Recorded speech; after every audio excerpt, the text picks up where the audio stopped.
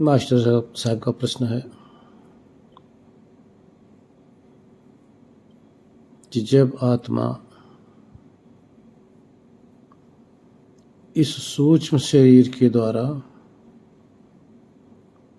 स्थूल देह से जब निकलता है, अगले जीवन की तैयारी जब शुरू करता है, तो क्या वो स्वतंत्र रूप से जाता है या उसकी इसमें कोई स्वतंत्रता न रहकर पराधीनता रहती है? वो स्वयं जाता है या ले जाया जाता है? इसका उत्तर है मृत्यु काल आते ही जब आत्मा समस्त कर्मेंद्रिय और ज्ञान इंद्रिय को जब त्याग देता है, तो पांचों कर्मेंद्रिय, पांचों ज्ञान इंद्रिय, 10, 3 अंतःकरण, 13, 5 तन्मात्र जिसको प्राण भी कह सकते हो, 18, 19वां आत्मा। ये आत्मा इन 18 तत्वों से घिरा, जैसे गठरी बांध के उसके मध्य में कोई चीज रख दो, इसी तरह से आत्मा इस 18 तत्वों के मध्य में असहाय हुआ, बेबस हुआ, पूर्ण अज्ञान अवस्था में रहता है। उसको कुछ नहीं पता होता। यही जो प्राण शक्ति है, ये प्राण शक्ति आत्मा को लेकर जहां निर्धारित किया गया है, मृत्यु काल के समय जैसे आत्मा अंदर सिमटता है, उसी समय पूरा जीवन का लेखा जोखा इसके सामने प्रकट हो जाता है। उसी के अनुरूप ये सूक्ष्म शरीर आत्मा को लपेटे, इसके दूसरे जन्म की तैयारी वहां से शुरू हो जाती है। तैयारी वहां से शुरू हो जाती है। एक क्षण भी नहीं लगता, क्योंकि इधर से निकला, उधर इसकी तैयारी शुरू हुई। जिधर इसको जाना है, उधर की प्रक्रिया चालू हो गई। जो कोई कहता है कि 3 दिन आत्मा यहीं रहता है, 13 दिन रहता है, नहीं, ये सब काल्पनिक बातें हैं। एक पल भी नहीं लगता, और वो अज्ञान अवस्था में, घोर अज्ञान अवस्था में, उसको कुछ पता नहीं होता। लेकिन जिस समय मृत्यु हो रही होती है, उस समय उसके जीवन के समस्त कर्म सामने प्रकट हो जाते हैं, और उनमें से जहां जाना है वो उसके सामने आ जाता है। जैसे आप सपने से निद्रा में आप चले जाते हो, स्वप्न को देखते देखते अब आगे आपको कुछ पता नहीं। उसी तरह से आत्मा अपना नेक्स्ट जन्म को देखते देखते बेहोश हो जाता है, अज्ञान अंधकार में चला जाता है। उसके बाद में ये सूक्ष्म शरीर उसको लेकर जहाँ जाना है, जिस प्रक्रिया से जाना है, उसमें तैयारी शुरू कर देता है। क्योंकि उस काल में, उस समय आत्मा ना कुछ कर सकता है, ना सुन सकता है, ना बोल सकता है, ना चख सकता है, ना कुछ सोच सकता है, क्योंकि अज्ञान अंधकार है। अंधकार रूपी अज्ञान है, कोई समझ नहीं, समझ से परे, बेहोशी। अब बात आती है कि ये जो सूक्ष्म शरीर है, अब डॉक्टर साहब का प्रश्न है, वो प्रश्न है कि ये जो सूक्ष्म शरीर है क्या विनाशी है? क्या ये भी परिवर्तनशील है?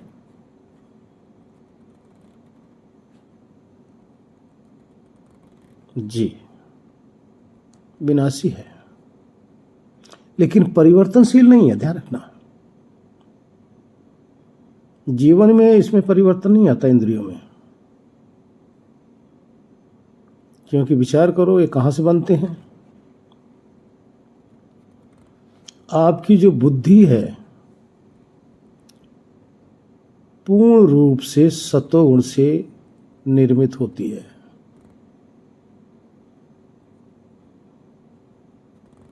आपकी जो कर्म इंद्रियां हैं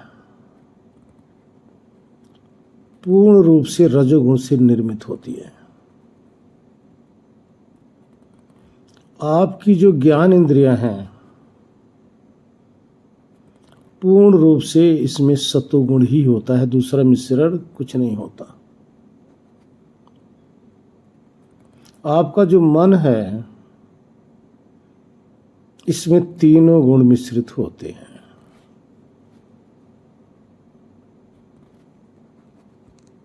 आपका जो अहंकार है इसमें भी ईगो होता है, रजोगुण होता है।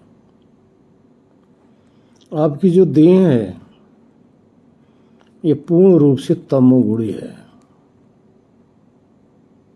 अब आगे देखिए,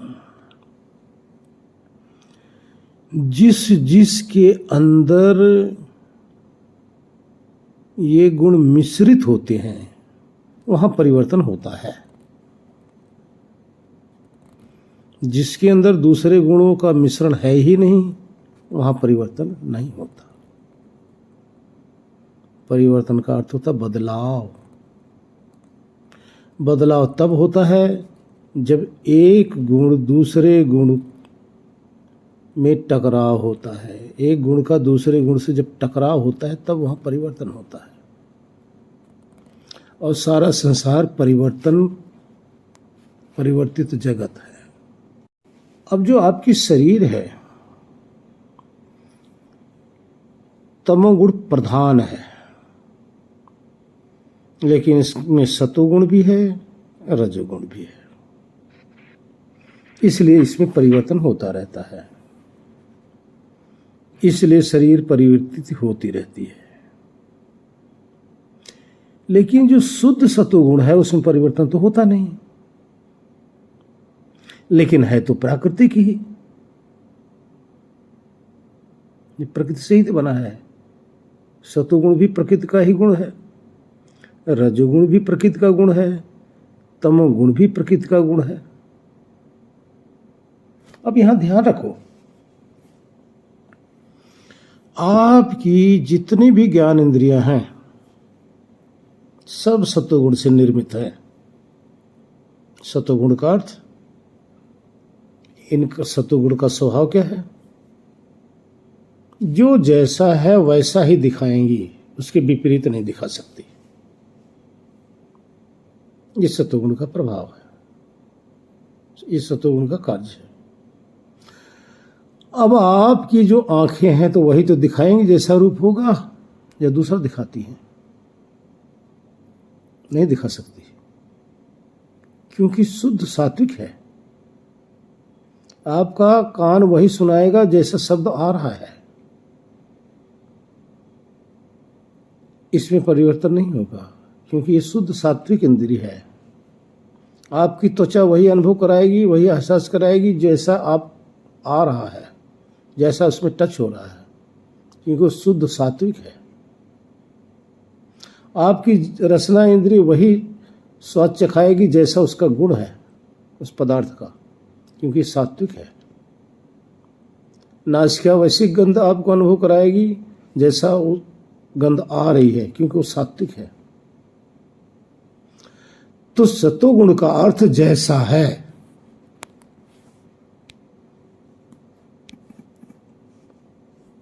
जैसा है वैसा अनुभव कराना, ये सत्वगुण का स्वभाव है। लेकिन है गुण, ध्यान रखना, है ये गुण सत्वगुण प्रकृति। अब प्रकृति कहते हैं सत रस तम तीनों गुणों के मिश्रण अवस्था को, मिश्रित अवस्था को प्रकृति कहते हैं। तो अब ये सतोगुण है, इस सतोगुण से निर्मित हमारी ज्ञान इंद्रियां हैं, इसलिए इसमें परिवर्तन नहीं होता। और ये सृष्टि के आदि में आत्मा के संग इस सतोगुण से निर्मित करके परमात्मा उस आत्मा के संग लगा देते हैं। जन्म जन्मांतर ये इंद्रिय साथ रहती है। जो कर्म इंद्रिय है ये रजोगुण प्रधान है, इसमें हरकत होती है, क्रिया होती है। लेकिन सत्वगुण में क्रिया नहीं होती, ध्यान रखना, सत्वगुण में क्रिया नहीं होती है। सत्वगुण ज्ञान कराता है और रजोगुण कर्म कराता है। तो आपकी जो 5 कर्म इंद्रियां हैं क्या? हाथ, पांव, जिह्वा यानी मुख, वाणी कह लो, लिंग, गुदा, ये 5 प्रकार की आपकी कर्म इंद्रियां हैं। और 5 कर्म इंद्रियों के अंदर हरकत होती है। रजोगुण का काम क्या है? एक्टिव रहना, हरकत करते रहना, क्रियाशील रहना।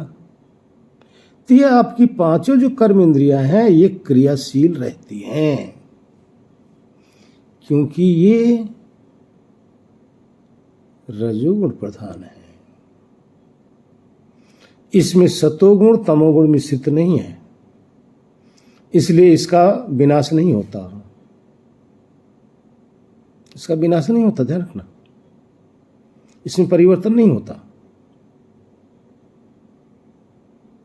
परिवर्तन क्यों होता? परिवर्तन कैसे हो जाता? अगर इसी के अंदर तमोगुण आ जाती या रजोगुण आ जाता, सतोगुण आ जाता, तो इसमें परिवर्तन होने लग जाता।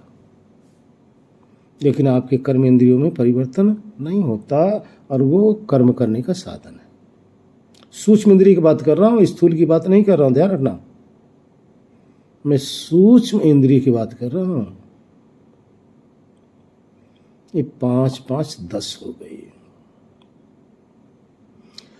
ये जो 5 प्राण हैं आपके ये भी रजोगुणी है, इसमें भी क्रिया होती रहती है। ये शुद्ध रजोगुण से ही बनी हुई है, ये इसलिए ये भी अपना परिवर्तन इसमें नहीं होता। 15 हो गया, बुद्धि को बताया गया। अब मन की बारी आ गई। मन में ध्यान रखना, तीनों गुण होते हैं, रजोगुण भी, तमोगुण भी, सत्वगुण भी। लेकिन ये भी ध्यान रखो कि एक गुण एक ही काल में काम कार्य करते हैं, दूसरा दोनों यानी कई गुण एक साथ कार्य नहीं करते। इसमें सतोगुण है तो उस समय सतोगुण कार्य कर रहा है, लेकिन बाकी जो दो गुण है वो छिपे पड़े हैं। प्रकट में सतोगुण है, अप्रकट रूप से तम और रज दोनों छिपे पड़े हैं। जैसे सतोगुण हटता है तो रजोगुण अपनी बारी के प्रकट हो जाता है। अब रजोगुण जब प्रकट हो जाता है तो वो जो गुण है वो अपनी अपनी बारी का इंतजार करते रहते हैं। रजोगुण गया तो तमोगुण आ गया, वो अपना कार्य करने लगा। किसके द्वारा? मन के द्वारा। तो मन में तीनों गुण विराजमान हैं, लेकिन एक साथ तीनों कार्य नहीं करते, ये बारी बारी कार्य करते हैं। अगर एक ही साथ तीनों कार्य करने लग जाए तो ये भी परिवर्तनशील हो जाए, ये भी विनाशी हो जाए। लेकिन चित्र विनाशी होते रहते हैं, लेकिन मन विनाशी नहीं होता, क्योंकि गुण है। और ये भी कहा गया है कि ये जो तीनों गुण है ये अविनाशी है, इसका विनाश नहीं होता, सदा रहता है। आत्मा भी अविनाशी है, ईश्वर भी अविनाशी है, ये तीनों गुण अविनाशी हैं।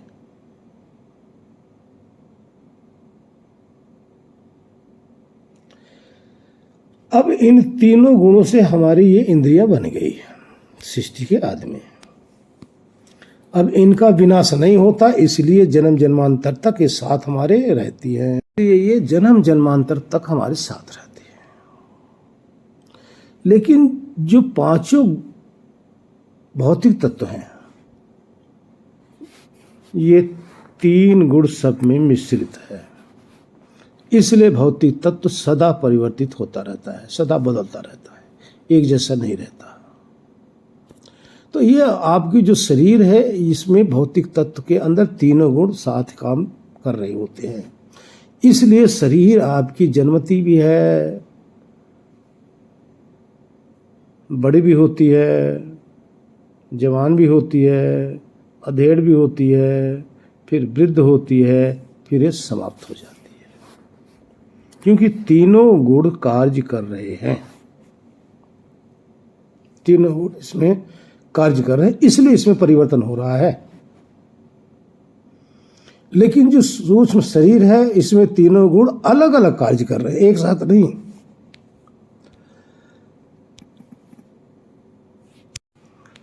अगर ये एक साथ कार्य न करने के कारण से ये परिवर्तन इसमें नहीं हो पा रहा है। अब बात आती है कि ये सृष्टि के आदि में इन्हीं गुणों से, ध्यान रखना, प्रकृति के तीन गुण हैं, इन्हीं तीनों गुणों से हर चीज बनाई जाती है, सिर्फ आत्मा को छोड़कर, क्योंकि आत्मा न बनता है न मिटता है। बाकी सब चीज इन्हीं गुणों से बनाया जाता है। अब इन गुणों के द्वारा कितना क्वांटिटी और कौन सी क्वालिटी हो ये हमें आपको नहीं पता। क्वालिटी और क्वांटिटी ये ईश्वर को पता है। लेकिन ये भी ध्यान है, अब माताएं बहनें रोटी बनाती हैं, आटा गूंदना है, 1 किलो आटा है, अगर उसमें 10 किलो पानी डाल दो, 10 लीटर पानी डाल दो, हाँ जी, 1 किलो आटा के अंदर 10 लीटर पानी डाल दो, रोटी बन पाएगी? नहीं, वो तो शरबत हो जाएगा भाई, आटे का शरबत। तो इसलिए कितनी क्वांटिटी किस किस चीज की हो,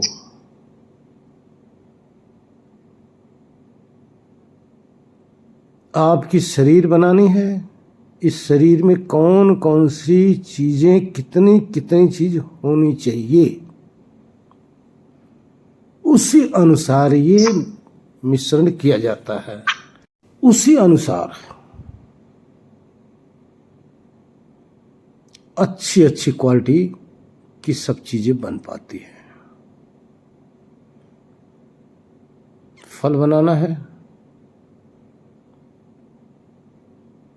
तो क्या क्या मिश्रण करना है, कितना कितना करना है, नाप जोख कर। दूध बनाना है तो कितना क्या मिश्रण करना है, हड्डी बनानी है तो उसमें कितना क्या मिश्रण करना है, रक्त बनाना है तो उसमें कैसे कैसे क्या क्या डालना है, कितना पानी डालना है, कितना क्या डालना है। होता है ना कि आटा गूंथने के लिए यथा उचित पानी चाहिए, तभी जाके आपकी रोटी बन सकती। इसी तरह से परमात्मा ने इन गुणों को यथा उचित करके हर सामग्री, हर पदार्थ तैयार कर दिए हैं, जिसको मानव भी कहते हैं, जिसको पशु भी कहते हैं, जिसको पक्षी कहते हैं, जिसको वृक्ष कहते हैं, जिसको सूरज कहते हैं, जिसको चांद कहते हैं, जिसको पृथ्वी कहते हैं। सब चीज यथा उचित, लेकिन है यही तीनों गुण, चौथा कुछ नहीं है, चौथा कोई पदार्थ ही नहीं है। इसी से सब कुछ संसार में बन रहा है। इसी से बुद्धि बन रही है, इसी से अहंकार बन रहा है, इसी से मन बन रही है, इसी से ज्ञान इंद्रिय बन रही है, इसी से कर्म इंद्रिय बन रहा है, इसी से आपकी शरीर बन रही है, इसी से शरीर के लिए फल बन रहा है, इसी से शरीर के लिए दूध बन रहा है, इसी से शरीर के लिए सब्जी बन रही है, इसी से शरीर के लिए सब कुछ बन रहा है। यही पदार्थ है वो। लेकिन ये मिश्रित होने के कारण से परिवर्तित होता रहता है। लेकिन हमारी इंद्रिय मिश्रित न होने के कारण से परिवर्तित नहीं होती। लेकिन जिस दिन आत्मा का कार्य पूर्ण हो जाता है, उस दिन ये अपने कारण में लीन हो जाती हैं। ध्यान रखना, कारण का अर्थ होता है सत्वगुण सत्वगुण में मिल गया, रजोगुण में मिल गया, तमोगुण में मिल गया। जब सतोगुण में मिल गया तो आपकी इंद्रिय नाम की कोई चीज, ज्ञान इंद्रिय नाम की कोई चीज ही नहीं रह गई, क्योंकि ये साधन था। जैसे सोने से आपने चैन बना लिया, अंगूठी बना लिया, कड़ा बना लिया, मंगलसूत्र बना लिया, हार बना लिया, ये तो कार्य हो गया किसका? गोल्ड का। लेकिन जब इसको तपा करके और एक बिस्किट रूप में आ गया, तब आप क्या कहेंगे? ना हार कह सकते हैं, ना अंगूठी कह सकते हैं, ना चैन कह सकते हैं, ना मंगलसूत्र कह सकते हैं, क्योंकि इस रूप में जो सोना था, इस रूप को त्याग दिया, अपने असली रूप में आ गया। असली रूप में आने का अर्थ है कार्य से हटकर कारण में समा जाना। कारण सोना है, कार्य गहना है, लेकिन सोना ना हो तो गहना नहीं, और गहना हट गया तो गोल्ड रह गया। इसी तरह से ये जो हमारी जो ज्ञान इंद्रिय है सतोगुण में समा गई, क्योंकि सतोगुण, रजोगुण, तमोगुण, जितना भी आप रिक्त स्थान देख रहे हो, इसी में एक दूसरे के चक्कर काट रहे हैं। एक दूसरे के आगे पीछे चक्कर काट रहे हैं गोले के रूप में, और एक दूसरे से ये टकरा भी नहीं रही हैं। अगर एक दूसरे से टच हो जाए तो जैसे परमाणु बम फूटता है ना, उसी तरह से पूरे ब्रह्मांड के अंदर विध्वंस हो जाए। वही प्रलय है। अभी क्यों नहीं हो रहा? इसलिए नहीं हो रहा है कि इन तीनों के मध्य में इन तीनों का कंट्रोलर ईश्वर विद्यमान है। उनकी शक्ति से ये सब कुछ नहीं हो रहा क्योंकि वो कंट्रोल कर रहे हैं। एक दिन इन सब का विध्वंस करेंगे, जिसको प्रलय बोला जाता है, तो ये आपस में टकरा जाएंगे और सब तहस नहस। यही नहीं, पूरा ब्रह्मांड, धरती, सूरज, चांद, तारे, लोक लोकांतर, समस्त शरीरें, समस्त वृक्ष, जितने भी नदी नाले, सबका विध्वंस हो जाएगा। इसी का नाम प्रलय है। प्रलय तब आता है जब ईश्वर कार्य करने के बजाय कार्य से निवृत्त होना चाहते हैं, तब प्रलय आता है। जब संसार जब बनने लग जाता है, तब ईश्वर कार्य करना शुरू कर देते हैं, तब संसार की रचना शुरू होती है। लेकिन गुण यही है, ध्यान रखना, और कुछ नहीं। परमात्मा कहीं से कुछ नहीं लाते। जितना आपके इर्द गिर्द जो भी खाली स्थान जहां बैठे हो, सब जगह ये मटेरियल धूल की तरह उड़ रहा है। आपको दिखाई नहीं दे रहा है, इन आंखों के विषय ही नहीं, इतना सूक्ष्म है। तो आपका प्रश्न का उत्तर यही है डॉक्टर साहब कि आपका कार्य जिस दिन संपन्न हो जाएगा,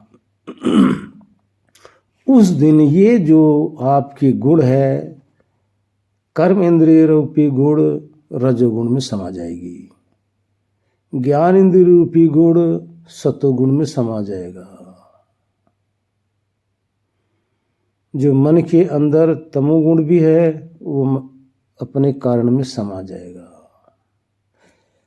जो आपका प्राण है ये भी अपने कारण में समाहित हो जाएगा, अपने कारण में लीन हो जाएगा, तो आत्मा मुक्त हो जाएगी।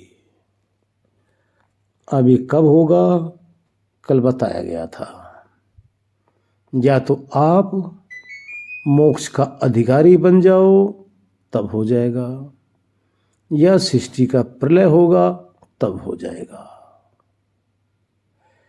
अन्यथा ये जो सूक्ष्म शरीर है, जन्म लेते रहोगे, ये स्थूल शरीर से संबंध इसका बनता रहेगा, उसी का नाम जन्म है।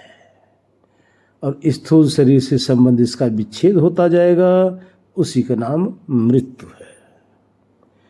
ये चक्र चालू है, चालू ही रहेगा। इस चक्र से अगर मुक्त होना चाहते हो तो आप इससे परे हो जाओ, इन तीनों गुणों से परे हो जाओ, जहाँ इनका कार्य नहीं। जब इनका कार्य समाप्त हो गया तो ये आपके पीछे क्यों पड़ेंगी? ये तो आपके सेवक है ना। आपकी सेवा तब करेंगी जब आप कैद में रहोगे। कैद में नहीं तो आपका के साथ काम क्या है?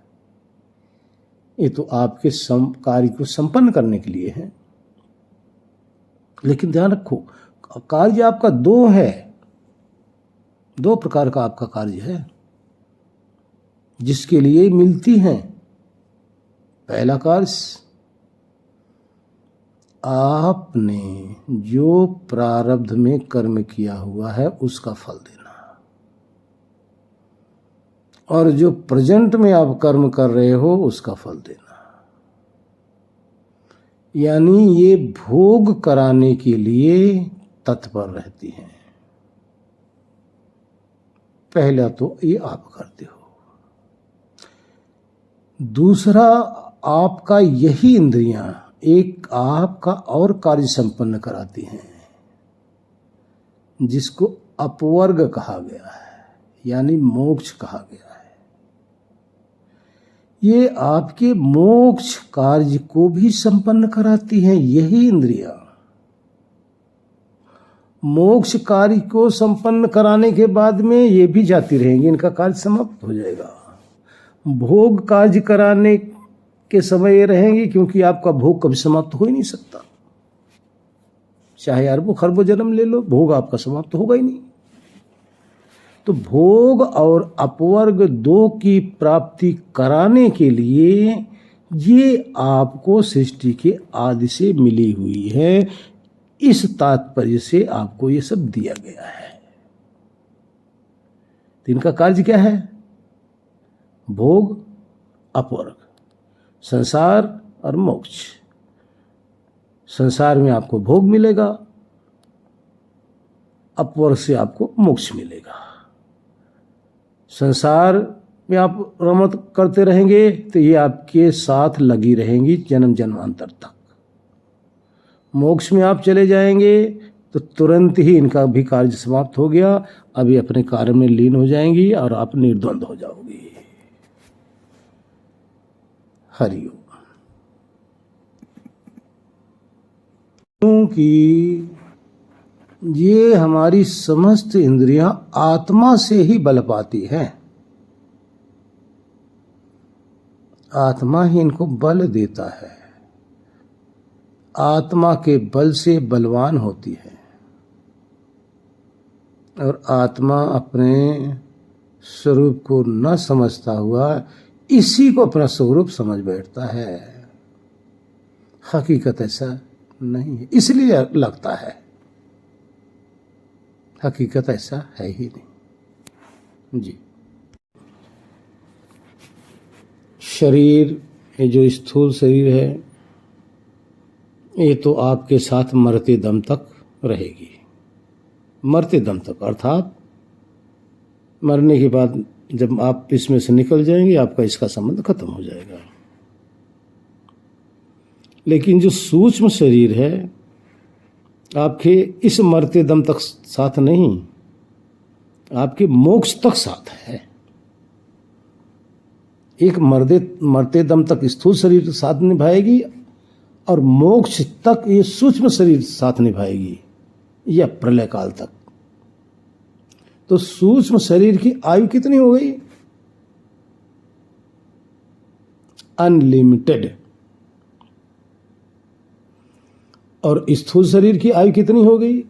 10 साल, 20 साल, 50 साल, 100 साल, 150 साल, 200 साल, 500 साल। वृक्ष वगैरह कैसे हैं कि काफी सालों तक रहते हैं। तो स्थूल शरीर एक लिमिट है उसकी, लेकिन ये जो सूक्ष्म शरीर है अनलिमिटेड है। लेकिन ये भी समाप्त होनी है, ध्यान रखना। ऐसा नहीं कि ये अविनाशी है, ये अविनाशी नहीं है, ये विनाशी है। लेकिन आपके कार्य को संपन्न कराने के बाद आपका कार्य जिस दिन संपन्न हुआ, ये अपने कारण में लीन। क्योंकि गुण विनाशकारी नहीं होते। गुण परिवर्तनशील तो हो सकते हैं, विनाशकारी नहीं होता, यानी प्रकृति का गुण। इसलिए दोनों शरीर और इंद्रियों की व्याख्या आपके सामने आज हो गई। इसमें परमात्मा का रोल सिर्फ इतना ही है कि आपको ये खिलौना दे दिया और खेलने का स्थान दे दिया। अब खेलना और ना खेलना ये परमात्मा के अधीन नहीं है, अभी आपके अधीन है। इसमें चेतना नहीं है, चेतना आप है। इसी से आप खेल रहे हैं, इसी में खेल रहे हैं। आप स्वतंत्र हैं। अगर इसमें परमात्मा हमें परतंत्र कर दें तो जितना भी ये पाप और पुण्य है इसका भागीदार हम नहीं होंगे, फिर परमात्मा जाने, परमात्मा ही भुगतेगा।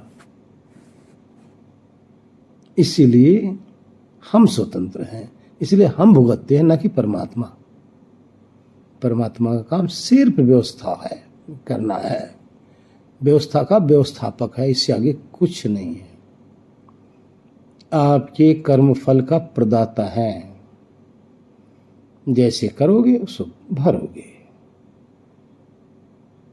संसार आपके सामने बिछा हुआ है, बाजार लगा हुआ है, जो खरीदने जाओगे वो आपको वहां मिल जाएगा। चाहे आप रामायण खरीदो, चाहे वेद खरीदो, चाहे बकरे की मांस खरीदो, चाहे घी दूध खरीदो, चाहे फल फूल खरीदो, इसमें आप स्वतंत्र हो या कोई और आपको यहाँ बाधा डालता है खरीदने के लिए? नहीं, इसमें आप स्वतंत्र हो। जो करोगे सो भरोगे, जो करोगे उसके अनुसार परमात्मा आपको आगे के रास्ता बताएगा, बनाएगा। परमात्मा तो एक पिता है, पिता पे बच्चों का कभी अनबल नहीं कर सकता। इसलिए कर्म करने में आप स्वतंत्र हो, परमात्मा का इसमें कोई रोल नहीं है। परमात्मा का रोल सिर्फ इतना है कि सारी व्यवस्था किया हुआ है, बस। जब साधना में कोई जाता है तो इंद्रियों का वहाँ कार्य ही नहीं। इंद्रियां तो बाहर इंतजार करती रहती हैं कि हमारा स्वामी आएगा तो इसको बाहर लेके भटकाएंगे हम। अगर अंदर गया हुआ है, मोक्ष में गया हुआ है, साधना में गया हुआ है और साधना से ही वो चल बसा, चला गया, क्योंकि वहां तक साधना अर्थात समाधि तक पहुंचना इनका कार्य है ही नहीं, इनकी पहुंच है ही नहीं। और समाधि में आत्मा अपने स्वरूप में लीन है, शुद्ध स्वरूप में। यदि उसी शुद्ध स्वरूप से अपना चला गया तो ये जो अशुद्ध ये सब इंद्रियां हैं ये तो यहीं कहीं रह जाएंगी ना। जैसे स्थूल शरीर छूटेगी वैसे सूक्ष्म शरीर भी यहीं के यहीं छूट जाएगी, ध्यान रखना। ये मोक्ष का अधिकारी के साथ होता है। साधारण जन स्थूल शरीर छोड़ के जाते हैं, सूक्ष्म शरीर को लेके जाते हैं, लेकिन ब्रह्मज्ञानी स्थूल शरीर भी और सूक्ष्म शरीर भी यहीं छोड़ के चला जाता है, वो अकेले जाता है। जैसे आप मोक्ष में अकेले जाते हो, इसको प्रैक्टिस करना। मोक्ष में आप अकेले रहते हो, इंद्रियां नहीं रहती कोई। अब इंद्रियां बाहर इंतजार कर रही हैं, आप उनके पास जाओगे तो अपना आपका काम वो कराएंगे बाहर का, क्योंकि उनकी ड्यूटी बाहर के लिए लगी हुई है, अंदर के लिए नहीं लगी है। और अंदर कोई भी ऐसी इंद्रियां नहीं है कि जो आत्मा तक पहुंचती हो, इसलिए उनका अंदर का कोई कार्य ही नहीं। ऐसा साधक स्वरूप में ही मग्न हुआ मोक्ष को अर्थात ब्रह्म लोक को गमन कर जाता है, तब ये सूक्ष्म इंद्रियां ही रह जाती हैं। हरिओम। दो प्रकार से, अगर आप समाधि लगाए हुए हैं तो इंद्रियों से परे पहले से ही है, ऑलरेडी है ही है, और उसी में आप चले गए तो इंद्रियां यहीं की यहीं रहेगी, स्थूल भी सूक्ष्म भी। अगर आप समाधि के लायक हैं, समाधि के लिए आपने कर्म कर लिया है, प्रयत्न कर लिया है, तो मृत्यु काल में आपका ये कर्म आपके सामने प्रकट होगा, ये संस्कार समाधि का आपके सामने प्रकट होगा। समाधि के संस्कार प्रकट होते ही फिर इंद्रियों का कार्य खत्म, ज्ञान इंद्रिय का भी, कर्म इंद्रियों का भी, स्थूल शरीर का भी। अगर बाय द वे आप समाधि में नहीं है तो उसमें आपका अनुभव काम आए, उस समय आपका समाधि का अनुभव कार्य करेगा। बेशक आप समाधि नहीं लगा रहे हैं, लेकिन समाधि के द्वारा जो किया गया अनुभव है वो तो आपके संग लगेगा ना। अब वो आपके फायदा कराएगा। जो समाधि में पहुंचा हुआ है, समाधि का ज्ञान उसको 24 घंटे बना रहता है। समाधि का अर्थ संसार में रहते हुए भी अपने अंदर 24 आवर्स उस ब्रह्मानंद रूपी शांति का अनुभव कर रहा होता है। 24 घंटे हमेशा, वो हमेशा अंदर ही है, बाहर नहीं घूम रहा है। ये समाधि का परिणाम है। समाधि का अर्थ है कि आपकी कर्मेंद्रिय, आपकी ज्ञानेंद्रिय, आपके अंदर के तीनों अंतःकरण अपने समस्त कार्य को त्याग कर शांत होकर अवस्थित हो जाए। तब आत्मा इन इंद्रियों से परे चले जाता है। जब इनसे परे चला जाता है तो उसका नाम है समाधि। जब इंद्रियां अपना कार्य त्याग देती हैं तब उसको कहते हैं समाधि। ओ शांति, ओ शांति, शांति, शांति, ओ।